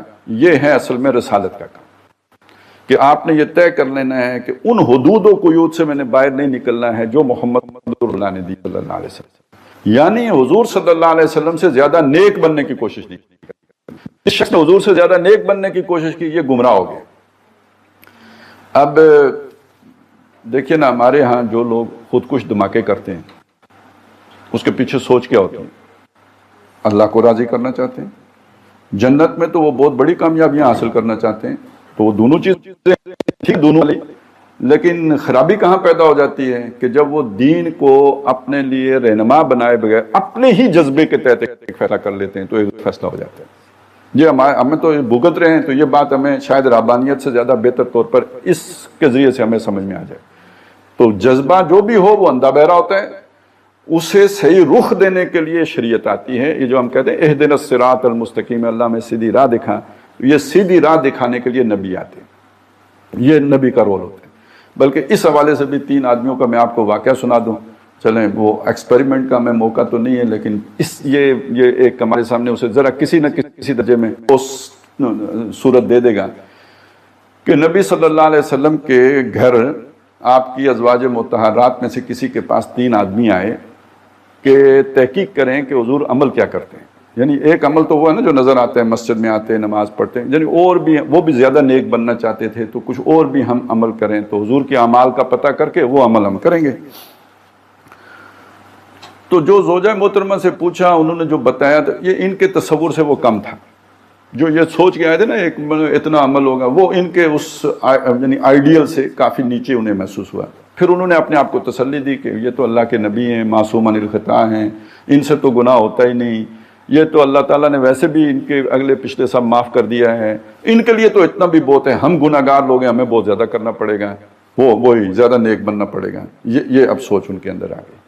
ایک صاحب نے کہا کہ اب میں ساری رات کھڑے ہو کے نماز پڑھا کروں گا، رات کو سوؤں گا نہیں، پوری رات نماز پڑھوں گا۔ دوسرے نے یہ کہا کہ میں ساری زندگی دن کا روزہ رکھا کروں گا، کوئی دن قضا نہیں کروں گا، ہر روز روزہ رکھوں گا۔ تیسرے نے وہی رہبانیت والی بات کی کہ میں شادی گھر گرستی کی زندگی نہیں بسر کروں گا، مجرد رہوں گا، اسی طرح رہوں گا، صرف اللہ کے لیے اپنے آپ کو خالص رکھوں گا۔ جب نبی صلی اللہ علیہ وسلم گھر تشریف لائے تو گھر والوں سے پتہ چلا کہ ایسے نیک لوگ آئے تھے اور یہ فیصلہ کر کے گئے ہیں، آپ کو بڑا غصہ ہے، آپ نے بلایا ان تینوں کو۔ جب وہ پیش ہو گئے تو آپ نے فرمایا کہ تم نے یہ باتیں کی؟ انہوں نے کہا جی ہم نے یہ باتیں کی ہیں۔ تو حضور نے فرمایا دیکھو میں تم میں سب سے زیادہ متقی ہوں، اور یعنی مجھ سے بڑا متقی کوئی نہیں ہو سکتا، وہی بات آپ نے، میں تم میں سب سے بڑا متقی ہوں، پرہیزگار ہوں، اللہ کی عبادت کرنے والا ہوں، لیکن میں رات کو سوتا بھی ہوں اور عبادت بھی کرتا ہوں، اور میں روزہ بھی رکھتا ہوں اور افطار سے بھی رہتا ہوں، کبھی روزے سے ہوتا ہوں کبھی روزہ نہیں ہوتے ہیں، اور شادیاں تو نبی صلی اللہ علیہ وسلم نے کئی کی تھی، 11 شادیاں ہیں آپ کی۔ یہ چیز انہیں ڈانٹ بھی پلائی ہے کہ میں سب سے زیادہ متقی ہوں۔ اس کا مطلب یہ ہے کہ جو حضور سے زیادہ متقی بننے کی کوشش کرے گا اس کا وہ عمل بھی قبول نہیں کیا جائے گا، وہ کتنا ہی بڑا عمل کیوں نہ ہو، یا کہ بہت بڑے فتنے میں پڑ جائے گا۔ اب آپ کو سمجھ آ گئی نا کہ نیکی کی بحث کا ایمان سے کیا تعلق ہے۔ اگر ایمان حقیقی ہے تو ساری موٹیویٹنگ فورس نیکی کے لیے اس ایمان سے نکلے گی، اور اگر ایمان نہیں ہے تو نیکی کے عمل کے بھی پیچھے کوئی شیطانی سوچ ہوگی، کوئی مادہ کوئی اور انسٹنکٹ ہوگا۔ مطلب دیکھیں ہر انسان کے اندر غلبہ پانے کا ایک جذبہ رکھا گیا ہے، اسے ارج ٹو ڈومینیٹ کہتے ہیں، سائیکالوجی کا مضمون ہے۔ تو یہ جو جذبہ ہے اس کو اپنی سیٹسفیکشن چاہیے ہوتی ہے، اس کے لیے انسان چاہتا ہے کہ زیادہ سے زیادہ دولت حاصل کرے، اس دولت کے ذریعے سے اسے ملتی ہے وہ سیٹسفیکشن اس غلبے کی۔ اقتدار کے پیچھے انسان اس جذبے کے تحت پڑتا ہے۔ سوچیں کہ ایک آدمی اس جذبے کے تحت نیک بھی ہو سکتا ہے، وہ اسے اس طرف سے نہ دولت ملی نہ اقتدار ملا، تو یہ ممکن ہے کہ وہ اپنے اس جذبے کی سیٹسفیکشن کے لیے بے روپ اختیار کرتا ہے۔ اور کتنے ہوتے ہیں جنہوں نے اس لیے کیا ہوتا ہے، کیونکہ بہرحال جتنی سیٹسفیکشن ادھر ہوتی ہے نا، یعنی جو عزت ادھر ملتی ہے وہ عزت تو کسی بادشاہ کو نصیب نہیں ہوتی۔ جو پیر صاحب کے ہاتھ چومے جاتے ہیں، جو ان کے پاؤں چھوئے جاتے ہیں، جو ان کے آگے جھکا جاتا ہے، یہ کون بادشاہوں کو اتنی لفٹ کرتا ہے؟ ان کے تو سامنے جو چیف آف آرمی اسٹاف ٹھک گردن اکڑا کے کھڑے ہوتے ہیں، سوٹی ہاتھ میں لے کے کھڑا ہوتا ہے، تو یہ عزت تو اس کو نہیں ملی ہوتی جو عزت پیر صاحب کو مرید دے رہے ہوتے ہیں۔ تو اس جذبے کی، ڈومینیشن کے جذبے کی تو سیٹسفیکشن اس سے بھی ہو رہی ہوتی ہے۔ تو یہ ہے بڑا مشکل کام، یہ ہر وقت اپنے آپ کو کھنگالنے کا کام ہے۔ اچھا، یہ وہ چیز ہے جسے کہتے ہیں مراقبہ۔ آپ نے سنا ہوگا نا مراقبہ، ہم نے پتہ نہیں اس مراقبے کو بھی کوئی مصیبت خانہ ہی بنا دیا ہے۔ اصل میں اپنے اندر جھانکنا، اپنے آپ کو کھنگالنا، اپنی نیت کو تلاش کرنا کہ اس عمل کے پیچھے میرا موٹیو کیا ہے۔ بنیادی طور پر مراقبہ چیز کو کہتے ہیں۔ دیکھیں لفظ بنا ہے رقیب سے، رقیب وہ شاعری میں بھی استعمال ہوتا ہے، اور اس کے اندر ایک نگرانی کا پہلو بھی ہے۔ تو اپنی نگرانی کرنا یعنی اپنا دشمن بن کے اپنے اندر جھانکنا، تو یہ وہ چیز ہے کہ جس سے ہمیں وہ سمجھ آئے گی کہ بھئی کتنی آتی ہے، ضروری نہیں کہ پھر بھی، کیونکہ یہ لاشعوری چیزیں ہوتی ہیں ساری۔ تو یہ ہر وقت جھانکتے رہنے کی ہوتا ہے، ہر وقت سوچنے رہنے کا ہوتا ہے، ہر وقت اپنا جائزہ لیتے رہنے کا ہوتا ہے کہ، اور اگر یہ نیت خراب ہو گئی تو بڑے سے بڑا عمل جو ہے وہ سراب ثابت ہوگا۔ نیت کے بغیر، چلیں میں چند مثالیں آپ کے سامنے وہ قصہ سنا دوں گا تو پھر اس کا نتیجہ یہ نکلے گا کہ آپ بھولیں گے نہیں، امید ہے۔ قصہ بہت معروف ہے، یوسف علیہ السلام کا قصہ سب نے سنا ہوا ہے، کس نے نہیں سنا؟ سب نے سنا ہے قصہ۔ یوسف علیہ السلام تھے، یعقوب علیہ السلام کے بیٹے تھے، یہ شام میں رہتے تھے، اور اللہ تعالیٰ نے منصوبہ یہ بنایا کہ یوسف کو بھیجنا ہے، مصر بھیجنا ہے، کیونکہ یہ اس وقت کی سب سے بڑی یونیورسٹی چیزیں سیکھنے کی مصر میں تھا۔ دین کا علم ہوتا تو یعقوب علیہ السلام سے بہتر کہاں سے مل سکتا تھا؟ وہ تو دنیا کا علم دینے کے لیے یہ پروجیکٹ تھا کہ حضرت یوسف کو تعویل الاحادیث یعنی ڈپلومیسی کا علم سیکھنے کے لیے انہیں جانا پڑے گا، مصر جانا پڑے گا۔ اب مصر جانے کے لیے اس وقت تو وہ یہ پاسپورٹ ویزے والا کوئی نظام نہیں تھا، تو دیکھیں سارا کیسے عمل ہوا. منصوبہ اللہ کا ہے، اللہ کے منصوبے کو کوئی پورا کرے تو اس کو تو بہت ثواب ملنا چاہیے بھائی، وہ تو اللہ کا مزدور ہے کہ اللہ کا کام کر رہا ہے. اس منصوبے میں جتنے آدمیوں نے کام کیا سب نے اللہ کا کام کیا، ثواب ایک کو بھی نہیں ملا. سب سے پہلا کام کس نے کیا؟ بھائیوں نے کیا، اٹھا کے کنویں میں پھینکا. سوچیں کنویں میں نہ پھینکتے تو مصر جاتے؟ نہیں جاتے. ثواب ملا؟ نہیں ملا، الٹا گناہ ملا. اس کے بعد وہاں پہ پہنچے جناب وہ قافلے والے، وہ جو جا رہے تھے مصر، وہ تو اپنا تجارت کا سامان بیچنے جا رہے تھے. انہوں نے وہاں ڈول ڈالا پانی کے لیے، نیت پانی کی. نکلا لڑکا، وہاں کا یہ لو جی اور سامان تجارت مل گیا مفت کا، اس کو جا کے بیچیں گے اور مزید پیسے اکٹھے کریں گے. انہوں نے اٹھایا، کوئی نہ یوسف علیہ السلام کو ٹکٹ کٹانا پڑا نہ ویزا لگوانا پڑا، یہ لے کے انہیں وہاں پہنچ گئے. اللہ کا کام تو ہو گیا پورا. ان کو ملا ثواب؟ نہیں ملا. وہاں پہ عزیز مصر نے خریدا. نحمدہ و نصلی علی رسولہ الکریم، اما بعد فاعوذ باللہ من الشیطان الرجیم، بسم اللہ الرحمن الرحیم. هو الذی ارسل رسولہ بالہدی ودین الحق لیظہرہ علی الدین کلہ وکفی باللہ شہیدا. وقال عز وجل وجاء الحق وزهق الباطل ان الباطل کان زہوقا.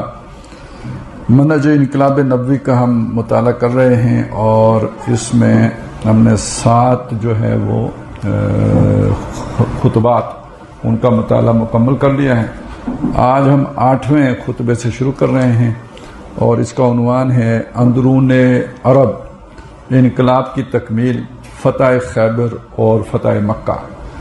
یعنی صلح ہو گئی تھی، صلح حدیبیہ پر گفتگو ہو گئی. اس کے بعد جو ہے نا پھر جو واقعات ہوئے تو اس میں ایک خیبر کا علاقہ جہاں یہودی جا کے آباد ہو گئے تھے وہ فتح ہو گیا، اور اس کے بعد صلح ٹوٹ گئی، اور صلح ٹوٹنے کے نتیجے میں مسلمانوں نے مکے پر حملہ کیا اور مکہ بھی فتح ہو گیا. پھر حنین وغیرہ کی فتح کے بعد گویا کل جزیرۃ العرب پر اسلام جو ہے وہ غالب ہو گیا،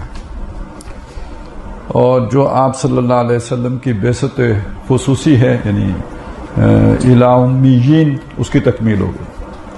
باقی جو آپ کی بعثت عمومی ہے کل عالم کی طرف، تو اس کا آغاز آپ نے غزوہ تبوک سے فرما دیا تھا، اور جو قیامت تک جاری رہے گا جب تک کہ کل روئے ارضی پر اللہ کا دین غالب نہیں ہو جاتا. یہ اب خطاب شروع ہو رہا ہے کہ آپ حضرات کو یاد ہوگا کہ میں اپنی ایک تقریر میں عرض کر چکا ہوں کہ ہجرت کے نتیجے میں مدینہ منورہ تشریف لانے کے بعد نبی اکرم صلی اللہ علیہ وسلم نے 3 کام فی الفور انجام دیے تھے. پہلا کام اقامت صلاۃ کے لیے مسجد نبوی کی تعمیر، جو محض مسجد ہی نہیں تھی بلکہ اسے اسلامی انقلابی حکومت کے مرکز ایوان حکومت نیز تربیت گاہ کا مقام بھی حاصل تھا. تربیت گاہ بھی تھی، ایوان حکومت پارلیمان بھی وہی تھا، اور مسجد بھی، عبادت خانہ بھی وہی تھا. دوسرا کام مہاجرین و انصار رضی اللہ تعالی عنہم میں رشتہ مواخات قائم کرنا، یعنی انہیں آپس میں بھائی بھائی بنانا. اور تیسرا کام یہود کے ان 3 قبیلوں سے معاہدے جو مستقل طور پر مدینہ یا اس کے اطراف میں آباد تھے، اور انہوں نے بڑے مضبوط برج اور قلعے بنا رکھے تھے. اہل یثرب مدینے کا قدیم نام، اہل یثرب یعنی جو مدینے کا قدیم نام ہے، پر یہود کا علمی رعب بھی بڑا زبردست تھا. چونکہ یہ اہل کتاب تھے، ان کے یہاں لکھنے پڑھنے کا بھی رواج تھا. تورات کا عربی ترجمہ بھی ان کے علماء اور اخبار و رہبان کے پاس تھا، جس کی درس و تدریس کا سلسلہ بھی جاری رہتا تھا. پھر یہ کہ کافی مالدار اور صاحب ثروت تھے.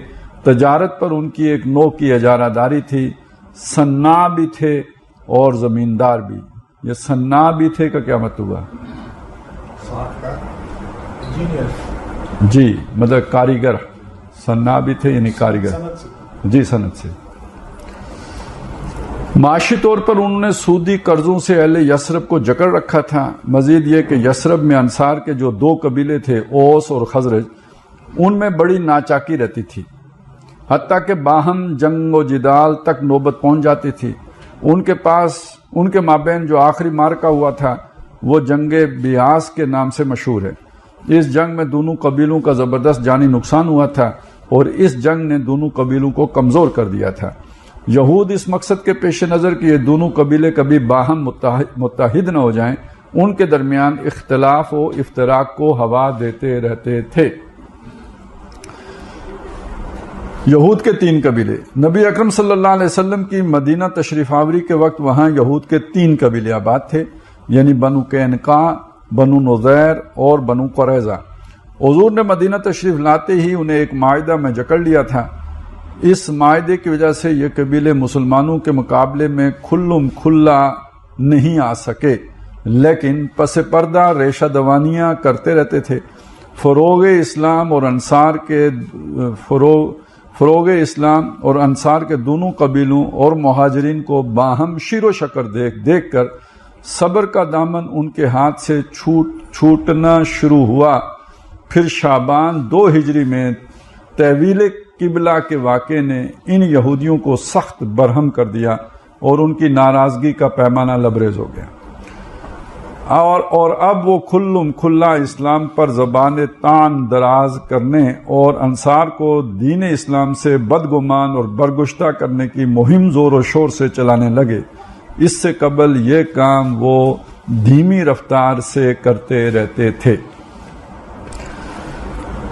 بنو قینقاع کا معاملہ۔ غزوہ بدر کے متصلاً بعد شوال 2 ہجری میں تو فوراً بنو قینقاع کا مسئلہ کھڑا ہو گیا۔ یہ زرگر تھے، یعنی سنیارے تھے، ان کے پاس اسلحہ جنگ کی بہت تھا۔ دوسرے یہودی قبیلوں کے مقابلے میں یہ جری اور بہادر اور شجاع بھی تھے۔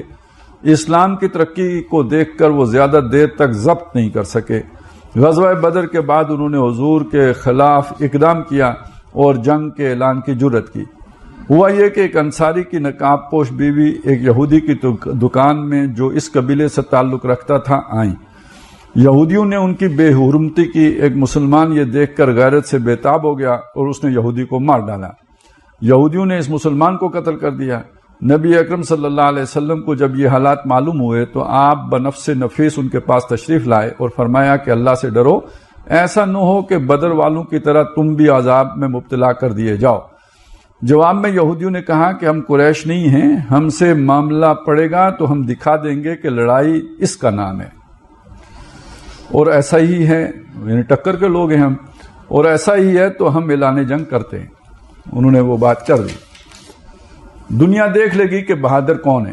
اس طرح ان کی طرف سے نقض عہد اور اعلان جنگ ہو گیا۔ مجبور ہو کر نبی اکرم صلی اللہ علیہ وسلم نے ان پر چڑھائی کی۔ وہ قلعہ بند ہو گئے۔ 15 دن تک محاصرہ رہا۔ بالآخر وہ اس پر راضی ہوئے کہ رسول اللہ صلی اللہ علیہ وسلم جو فیصلہ کریں گے انہیں قبول ہوگا۔ حضور نے نرمی اور رافت سے کام لیا اور فیصلہ فرما دیا کہ وہ اونٹوں پر جتنا سامان لے جا سکتے ہیں لے کر جائیں، جہاں چاہیں چلے جائیں، وہ اب مدینہ میں نہیں رہ سکتے۔ چنانچہ وہ اپنا زیادہ سے زیادہ مال و اسباب لے کر جلا وطن ہو گئے، اور ایک روایت کے مطابق ان میں سے کچھ لوگ خیبر میں جا کر آباد ہو گئے، جو مدینہ سے 200 میل شمال کی طرف یہودیوں کا ایک بہت مضبوط گڑھ تھا۔ یہ بڑا سرسبز اور زرخیز علاقہ بھی تھا۔ بنو نضیر کا معاملہ۔ غزوہ احد کے بعد، یعنی وہ پہلے غزوہ بدر کے بعد، یہ غزوہ احد کے بعد اسی نوع کا معاملہ ربیع الاول 4 ہجری میں بنو نضیر کے ساتھ ہو گیا۔ یہ قبیلہ عرب کے ایک مضبوط قبیلے طے کا حلیف تھا۔ چونکہ اشرف نے جو قبیلہ طے سے تھا اس یہودی قبیلے کے مقتدا ابو رافع کی لڑکی سے شادی کی تھی۔ ابو رافع کا لقب تاجر الحجاز تھا، چونکہ وہ بڑا مالدار تھا۔ قاب اسی اشرف کا بیٹا اور ابو رافع کا نواسا تھا۔ اس 2 طرفہ رشتہ داری کی وجہ سے اس کا یہود اور عرب سے برابر کا تعلق تھا۔ قاب بن اشرف جو مشہور دشمن رسول تھا، یہ بڑا قادر الکلام شاعر تھا۔ یہ ہوتے نا تقریر بڑی اچھی کرتے ہیں جو، تو وہ یہ شاعر بھی تھا، قادر الکلام شاعر تھا۔ کچھ لوگوں کو مشکل کلام کہنے کا شوق بھی ہوتا ہے، سادہ بات کو بھی اتنے مشکل پیرائے میں بیان کرتے ہیں۔ اس سے وہ یہ سمجھتے ہیں کہ انسان کی علمیت یہ ہے کہ بات اس اسلوب میں کہو کہ کسی کے پلے کچھ نہ پڑے، کچھ نہ سمجھے خدا کرے کوئی۔ تو یہ جو طرز عمل ہوتا ہے اس کو وہ سمجھتے ہیں یہ ذرا اہل علم تو اسی طرح بات کرتے ہیں کہ کسی کو کچھ سمجھ نہیں آتی۔ جو سادہ انداز میں بات کرے اسے کہتے ہیں یہ اس کے پاس علم شلم نہیں ہے نا, ایسا ہی ہوتا ہے نا. ہاں جی,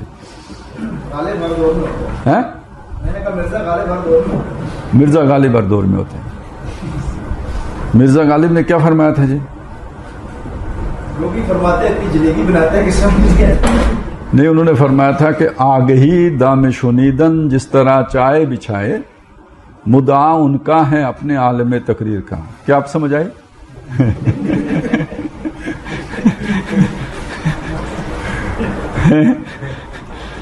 آگہی یعنی سمجھ, یعنی واقفیت, اویئرنس.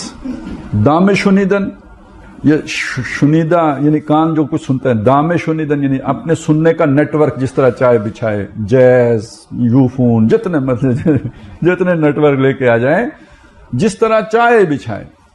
مدعا مطلب ہوتا ہے جو آپ نے بات کی اس کے اندر جو آپ کا اصل میسج ہے, جو آپ کہنا چاہتے. مدعا ان کا ہونا یعنی سمجھ میں نہ آنا, پلے نہ پڑنا, قابو نہ آنا. مدعا نایاب ہونا. مدعا ان کا ہے اپنے عالم تقریر کا. جو ہم نے فرمایا وہ نہ سمجھ, وہ نہیں پا سکتے آپ ہم کیا کہنا چاہتے ہیں. ٹھیک ہے نا. تو اس کو علمیت سمجھا جاتا ہے کہ صاحب سب کچھ فرما گئے اور سننے والے کو سمجھ نہیں ہے. اسی لیے ہمارے ہاں جو لوگ جب زیادہ علمی بات کرتے ہیں تو وہ انگریزی شریف میں کرتے ہیں, اور چونکہ وہ یہ سمجھتے ہیں کہ چونکہ باقی کو سمجھ نہیں آئی اس لیے یہ عالمانہ بات ہے. ہاں, ایسا ہی ہوتا ہے. تو یہ بات چلی تھی اس بات سے. یہ قادر الکلام شاعر تھا جس کی وجہ سے اس کا اثر گہرا تھا. اس طرح کے لوگوں کی جو شخصیت پرست قسم کے لوگ ہوتے ہیں نا, وہ اس طرح کے لوگوں کے پیچھے چل پڑتے ہیں کہ چونکہ ان کی بات سمجھ نہیں آئی اور ہم ذلیل, گھٹیا, کمینے, گدے لوگ ہیں اور ہمیں نہیں سمجھ آنے کا مطلب یہ ہے کہ وہ گھوڑے لوگ ہیں, لہذا ان کے پیچھے اپنے خچر جوڑ لو. یہ عام طور پر لوگوں کی ذہنیت, وہ جو ہوتے ہیں نا مروب ذہن کے لوگ, تو وہ ایسے لوگوں کے پیچھے چل پڑتے ہیں. وہ کہتے ہیں یہ لوگ اگر تھوکیں تو باقی لوگوں سے چاٹا بھی نہیں جا سکتا. وہ علیحدہ بات ہے, وہ خود اپنا تھوکا چاٹ لیتے ہیں.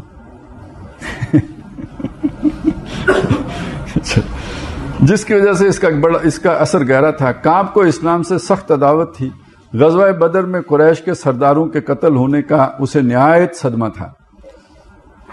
قریش کے سرداروں کے قتل ہونے کا اسے نہایت صدمہ تھا. یہ مکہ گیا اور مقتولین نے بدر کے پر درد مرثیے پڑے. سمجھ گئے نا, یہ مکہ گیا, ان کے جو لوگ مر گئے تھے افسوس تو وہاں تھا, اور یہ جناب وہاں پہ اس نے شام غریبہ اس نے جا کے منعقد کی, وہ مرثیے پڑے یعنی مجلس منعقد کی, جن میں انتقام کی ترغیب تھی. وہ یہ مرثیے بڑے سوز کے ساتھ پڑھتا, خود بھی روتا اور دوسروں کو بھی رلاتا. الغرض مدینہ پر قریش کو انتقامی طور پر چڑھائی کرنے کی ترغیب میں اس نے نہایت مؤثر کردار ادا کیا تھا. پھر جب مدینہ واپس آیا تو نبی اکرم صلی اللہ علیہ وسلم کی شان میں حجو کے اشعار کہنے لگا. حجو کیا ہوتا ہے جی؟ وہ شعر کے جس میں دوسرے کی توہین کی گئی ہو, تذلیل کی گئی ہو, برا بلا کہا گیا ہو, اور یہودیوں کو اسلام کے خلاف بھڑکانے لگا. اپنی دولت مندی کے بل پر منافقین کو اپنا ہم خیال بنانے لگا اور ضعیف الایمان لوگوں پر اثر انداز ہونے لگا. اس پر اکتفا نہیں کیا بلکہ اس نے پروگرام بنایا کہ چپکے سے نبی اکرم صلی اللہ علیہ وسلم کو قتل کرا دے. چنانچہ ایک روز آپ کو دعوت میں بلایا اور اپنے چند لوگوں کو مقرر کر دیا کہ وہ یک بارگی حملہ کر کے حضور صلی اللہ علیہ وسلم کو شہید کر دیں. اللہ تعالیٰ نے وحی کے ذریعے اپنے نبی صلی اللہ علیہ وسلم کو مطلع فرمایا. اس کی فتنہ انگیزی کو دیکھ کر حضرت محمد ابن مسلمہ نے اس کو قتل کر دیا. اس واقعے نے بنو نذیر میں غیظ و غضب مزید بڑھا دیا. مزید برآں وادی نخلہ میں قبیلہ عامر کے جو 2 اشخاص قتل ہوئے تھے ان کا خون بہا بھی ابھی تک واجب الادا تھا. یاد ہے غزوہ بدر کس وجہ سے ہوا تھا؟ تو اس کا ایک حصہ معاہدے کی روح سے یہود کے قبیلے بنو نذیر پر باقی تھا. اس کے مطالبے کے لیے اب دیکھیں نا, وہ جو باہر جو دینا ہے تو سب نے مل کے دینا ہے. جوائنٹ ڈیفنس تھا, تو پیکٹ تھا, فیڈریشن کنفیڈریشن تھی, تو اب وہ ان پر انہوں نے نہیں دیا تھا. ایسے عجیب عجیب لوگ ہوتے ہیں, وہ جماعتوں میں شامل ہو جانے کرے میری بھی رسید کاٹ دیں. بھائی پیسے وہ دے دوں گا نا, رسید کاٹ دیں. پھر رسید کٹ گئی, جس نے کاٹی ہے اسے دینے پڑتے, وہ تو نہیں دیتے. یہی کام بنو نذیر نے وہاں پہ کیا کہ انہوں نے پیسے نہیں دیے. اس کے مطالبے کے لیے نبی اکرم صلی اللہ علیہ وسلم بنو نذیر کے پاس تشریف لے گئے. انہوں نے تھوڑی سی رد و قدا کے بعد بظاہر مان لیا، لیکن در پردہ وہ ایک شخص کو مقرر کر رکھا تھا کہ چپکے سے بالا خانے سے حضور پر پتھر گرا دے. چونکہ حضور بالا خانہ کی دیوار کے سائے میں کھڑے گفتگو فرما رہے تھے، حضور کو اس سازش کا علم ہو گیا اور آپ فوراً مدینہ واپس چلے آئے. ادھر قریش کی جانب سے بنو نذیر کے پاس پیغام آ رہے تھے کہ تم نبی اکرم صلی اللہ علیہ وسلم کو قتل کر دو، ورنہ ہمیں جب بھی موقع ملا جو ضرور مل کر رہے گا تو ہم تمہارے پورے قبیلے کو طے کر دیں گے. ادھر وہ نبی اکرم صلی اللہ علیہ وسلم کی دعوت توحید کا فروغ دیکھ کر انگاروں پر لوٹ رہے تھے. انہوں نے ایک سازش کے تحت نبی اکرم صلی اللہ علیہ وسلم کو پیغام بھیجا کہ آپ اپنے 30 اصحاب کو ساتھ لے کر آئیں، ہم بھی اپنے علماء و اخبار کو جمع رکھیں گے. آپ کی دعوت اور آپ پر نازل شدہ کلام الہی سن کر ہمارے علماء تصدیق کر دیں گے تو ہم اسلام قبول کر لیں گے. لیکن آپ نے کہلا بھیجا کہ جب تک تم نے ایک نیا معاہدہ لکھ کر نہ دو میں تم پر اعتماد نہیں کر سکتا. لیکن بنو نذیر اس کے لیے آمادہ نہیں ہوئے. اسی دوران آپ بنو قریظہ کے پاس تشریف لے گئے اور ان سے تجدید معاہدہ کے لیے فرمائش کی. انہوں نے تعمیل کر دی. اب بنو نذیر کے سامنے گویا ایک نذیر موجود تھی، لیکن اس کے باوجود وہ کسی طرح دوبارہ معاہدے کے لیے آمادہ نہیں ہوئے. آخر کار انہوں نے پیغام بھیجا کہ آپ 3 آدمی لے کر آئیں، ہم بھی اپنے 3 عالم لے کر آتے ہیں، کوئی درمیانی جگہ ہم جمع ہوتے ہیں. یہ علماء اگر آپ پر ایمان لے آئے تو ہم بھی ایمان لے آئیں گے. آپ اس کے لیے تیار ہو گئے. لیکن اثناء راہ ہی میں آپ کو صحیح ذریعہ سے اطلاع مل گئی کہ بنو نذیر نے خفیہ طور پر انتظام کر رکھا ہے کہ آپ جب مقررہ مقام پر پہنچیں تو یک بارگی اور اچانک حملہ کر کے آپ کو شہید کر دیں. چنانچہ یہ اطلاع ملنے کے بعد حضور صلی اللہ علیہ وسلم راستے ہی سے واپس چلے گئے. آپ نے پھر ان کو پیغام بھیجا کہ یا تو تجدید معاہدہ کر لو یا اپنے سرکردہ علماء کو لے کر میرے پاس آ جاؤ. لیکن بنو نذیر نے صاف انکار کر دیا. ان کی اس سرکشی کے مختلف اسباب تھے. وہ 2 مضبوط قلعوں میں پناہ گزین تھے جہاں اجناس، پانی اور اسلحہ کا وافر ذخیرہ تھا. ایک سبب یہ بھی تھا کہ عبداللہ ابن ابی نے انہیں کہلا بھیجا تھا کہ ہم یعنی منافقین اور بنو قریظہ تمہارا پورا ساتھ دیں گے، لہذا تم اطاعت نہ کرنا. اس صورتحال کے پیش نظر نبی اکرم صلی اللہ علیہ وسلم نے ان کو زیادہ مہلت دینی مناسب نہیں سمجھی اور ان کے قلعوں پر چڑھائی کر دی. 15 دن تک محاصرہ رہا. بنو نذیر نے اس انتظار میں رہے کہ عبداللہ ابن ابی اور بنو قریظہ اپنے وعدے کو وفا کریں گے، لیکن دونوں فریق دم سادے تماشا دیکھتے رہے. بالآخر بنو قریظہ نے یہ پیشکش کی کہ ہمارے ساتھ بھی بنو قینقاع والا معاملہ کیا جائے. بنو قریظہ نے نہیں، بنو نذیر نے اصل میں یہاں پہ. نبی اکرم صلی اللہ علیہ وسلم کی رافت اور رحمت نے یہ پیشکش منظور فرما لی. بنو نذیر اپنی گڑیوں سے اس شان سے نکلے کہ جشن کا گمان ہوتا تھا. عورتیں دف بجاتی اور گاتی جاتی تھیں. الغرض ان کے قبیلے کے اکثر لوگ بھی خیبر جا کر آباد ہو گئے. ان کے 2 معزز رؤسا کا انہوں نے اتنا احترام کیا کہ انہیں خیبر کا رئیس تسلیم کر لیا. یہ واقعہ در حقیقت غزوہ خیبر کا دیباچہ ہے. بنو قریظہ کا معاملہ. اب مدینہ میں یہود کا صرف ایک قبیلہ بنو قریظہ باقی رہ گیا تھا. غزوہ احزاب کے موقع پر جو ذوالقعدہ 5 ہجری میں وقوع پذیر ہوا، اس قبیلے نے غداری کی. بنو نذیر کے سرداروں نے خیبر میں بیٹھ کر قریش اور مدینہ کے اطراف کے غیر مسلم قبائل سے ساز باز کی اور ان کو اپنے تعاون کا یقین دلایا، جس کے نتیجے میں 12,000 کا لشکر جرار 3 اطراف سے مدینہ کی چھوٹی سی بستی پر چڑھ دوڑا. اس سے بڑا لشکر عرب کی تاریخ میں اس سے پہلے شاید ہی کبھی ترتیب پایا ہو. نبی اکرم صلی اللہ علیہ وسلم نے حضرت سلمان فارسی رضی اللہ تعالیٰ عنہ کے مشورے سے جبل احد کے مشرقی اور مغربی گوشوں میں خندق کھودوا کر مدافعانہ جنگ کے انتظامات فرما لیے تھے. چونکہ مدینہ کی جغرافیائی پوزیشن ایسی تھی کہ صرف ان اطراف سے حملہ ہو سکتا تھا، کفار و مشرکین اس طریقے دفاع سے ناآشنا تھے. ناچار انہیں شدید جاڑے کے موسم میں ایک طویل محاصرہ پر مجبور ہونا پڑا. اب ان کے لیے ایک ہی چارہ کار رہ گیا تھا کہ وہ بنو قریظہ کو مدینہ پر جنوب مشرقی گوشے سے حملہ پر آمادہ کر لیں. بنو نذیر کے سرداروں نے بنو قریظہ کے نقض عہد پر آمادہ کر لیا اور وہ پشت سے حملہ کی تیاریاں کرنے لگے. نبی اکرم صلی اللہ علیہ وسلم اس صورتحال سے بے خبر نہیں تھے. پھر منافقین کا گروہ بھی مسلمانوں میں خوف و ہراس پیدا کرنے کے لیے یہ افواہیں پھیلا رہا تھا کہ بنو قریظہ کی طرف سے حملہ ہوا ہی چاہتا ہے، جس کی زد میں پہلے ہماری عورتیں اور بچے آئیں گے، جو شہر میں انہی بنو قریظہ کی گڑیوں کے قریب پناہ گزیں تھے۔ نبی اکرم صلی اللہ علیہ وسلم نے 2 انصار کو بنو قریظہ کے عزائم معلوم کرنے اور ان کو سمجھانے کے لیے بھیجا۔ بنو قریظہ نے ان سے صاف کہہ دیا کہ لا عقد بیننا و بین محمد، یعنی وہ معاہدہ ختم۔ مزید یہ کہ انہوں نے نبی اکرم صلی اللہ علیہ وسلم کی شان میں بڑے گستاخانہ کلمات کہے۔ وہ تو اللہ کا کرنا ایسا ہوا کہ قبیلہ غطفان کے ایک صاحب نعیم ابن مسعود نے اسلام قبول کر رکھا تھا، لیکن انہوں نے اپنے اسلام کو پوشیدہ رکھا ہوا تھا۔ وہ قبیلہ غطفان کی طرف ان کے لشکر میں شریک تھے۔ سمجھ آئی نا؟ یہ اصل ہاں جی دشمن لشکر میں تھے مسلمان۔ یہ ذہن میں رکھیں کہ بدر میں بھی ایسا تھا۔ یہ چیزیں اتنی کھل کے نہیں آئی ہیں، لیکن یہ جو اطلاعات مل رہی ہوتی تھی تو کیسے ملتی تھی؟ تو یہ بدر میں بھی تھا۔ یہ جو نبی صلی اللہ علیہ وسلم نے حضرت عباس کی وہ کھولی تھی، ڈھیلی کی تھی، تو کیوں کی تھی؟ پھر جو قرآن مجید میں آتا ہے کہ جی وہ اگر ان میں خیر ہے تو اللہ جو ان سے لیا گیا ہے تو ان کو ان سے بہتر دے دے گا، تو وہ کیوں آتا ہے؟ کافروں سے لیا تو ان کو کیوں دے گا اللہ؟ تو یعنی وہ اندر سے مسلمان تھے، اب ظاہر قانونی سٹیٹس کفر والا تھا، لہذا فدیہ تو دینا پڑے گا۔ سمجھ گئے نا ساری بات کو؟ تو یہ چیز یعنی وہاں پہ ایسا نہیں کہ اتنا سادہ سا نظام تھا، اس طرف لوگ موجود ہوتے تھے۔ اسی طرح یہ حضرت نعیم جو ہے نا بنو غطفان ہے، بنو غطفان مکہ میں نہیں رہتے ہیں، یہ طائف کے رہنے والے ہیں، تو وہ وہاں اسلام لائے، انہوں نے کہا ٹھیک ہے تو اتھے رہو۔ تو اب وہ ان کے لشکر میں تھے، تو یہ جو گفتگو ہو رہی تھی یہ ساری وہ ان کے علم میں تھی، تو یعنی خبریں آ رہی ہیں کہ کیا ہو رہا ہے، کیا بات چیت ہو رہی ہے۔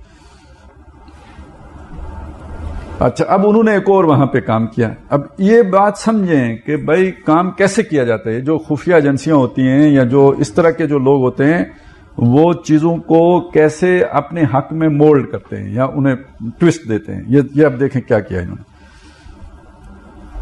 لیکن انہوں نے اپنے اسلام کو پوشیدہ رکھا ہوا تھا، اور وہ قبیلہ غطفان کی طرف سے ان کے لشکر میں شریک تھے۔ انہوں نے ایک ایسی تدبیر کی کہ بنو قریظہ اور قریش کے درمیان ایک نوع کی بدگمانی پیدا ہو گئی، جس کی وجہ سے بنو قریظہ غداری کے لیے اپنی تمام تیاریوں کے باوجود تذبذب میں رہے اور کوئی اقدام نہ کر سکے۔ اصل میں انہوں نے یہ کوئی ایسی بات کی کہ یہ ان کا خیال یہ ہے کہ ان سے اقدام کرائیں گے تو یہ آپس میں ایک دوسرے کو نپٹتے رہے، ہم چلے جائیں گے، تو تم ان سے یہ کہنا کہ بھائی آپ اپنے 10-15 آدمی ہمارے پاس ضمانتی یہاں پہ رکھو تاکہ ہم اقدام کریں، ٹھیک ہے؟ اور ان سے یہ کہا، یعنی دوسری طرف یہ کہا کہ یہ تم سے 15 آدمی مانگیں گے اور تمہارے اوپر اعتماد نہیں کرتے، تم سے بندے مانگیں گے، اور ان میں سے بعض کا ارادہ یہ ہے کہ ان بندوں کو گرفتار کرا کے حضور سے فائدہ اٹھا لیں گے، ٹھیک ہے نا؟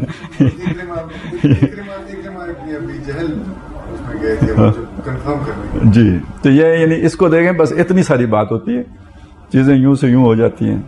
تو وہ کوئی ایک میجر صاحب، کوئی کپتان صاحب، کوئی جو رات تہجد پڑھ کے صبح اٹھ کے اس طرح کی بات کر کے اپنا کام سیدھا کر لیتے ہیں۔ ایک جب ہم اسکول پڑھتے تھے اس زمانے میں فلم دیکھنا بھی ایک مطلب گناہ کبیرہ ہوتا تھا، بہت بڑا گناہ ہوتا تھا۔ اچھا، جتنا بڑا گناہ ہوتا تھا اتنا کرنے کا دل کرتا تھا۔ تو ایک دفعہ جی ہم 2-3 دوست جو ہے نا چلے گئے۔ اچھا، وہ بہرحال ہوتا ہے، کوئی خوشبو آ جاتی ہے یا جو بھی۔ والد صاحب ٹیچر بھی تھے تو انہیں کچھ شک پڑ گیا، تو اگلے دن انہوں نے مجھ سے پوچھا، خیر اس کی تو پوری توقع تھی کہ پوچھ گچھ ہوگی، لہذا اپنا ڈیفنس تیار تھا، ہم پکڑائی نہیں دیا۔ دوسرے سے پوچھا، وہ بھی نکل گیا۔ تیسرے سے پوچھا، اس کے لیے وہ پریپیئر ہو کے گئے تھے تیسرے کے پاس، علیحدہ علیحدہ کلاسیں تھیں۔ اسے پوچھا تو اس نے کہا، اس نے بھی اپنی کہانی سنائی، اس نے کہا ڈانٹا، مرغا بنو، یہ کرو وہ کرو، جھوٹ بولتے، انہوں نے تو بتا دیا ہے۔ وہ سیم کے کھڑا ہو گیا۔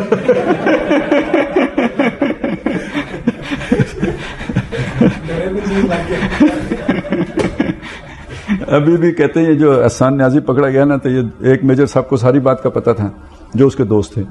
دوسرے جو پکڑنے والے میجر صاحب تھے انہیں یہ شک پڑ گیا کہ اس میجر کے دوسرے میجر صاحب کے ساتھ رابطے ہیں۔ وہ ان کے پاس آئے، بیٹھے، چائے شائے پی، گپ شپ لگائی، ادھر ادھر کی، یہ وہ، چلتے چلتے انہوں نے کہا یار وہ میری ڈیوٹی لگی تھی تو آج ختم ہو جائے گی. کیا کہتے ہیں پتہ لگ گیا بس آج رات ہم نے چھاپا مارنا ہے. پتہ کچھ نہیں تھا. اور وہ ادھر اس کو اوپر انہوں نے پھر پوری وہ مانیٹرنگ لگا دی. یہ نکلے اور اس نے اسی وقت فون کیا کہ بھائی نکل. یہ بات ہوئی ہے کہ یہ سارے یعنی ہتھ کنڈے طریقے ہوتے ہیں. انہوں نے ایک ایسی تدبیر کی کہ بنو قریظہ اور قریش کے درمیان ایک نوع کی بدگمانی پیدا ہو گئی، جس کی وجہ سے بنو قریظہ غداری کے لیے اپنی تمام تیاریوں کے باوجود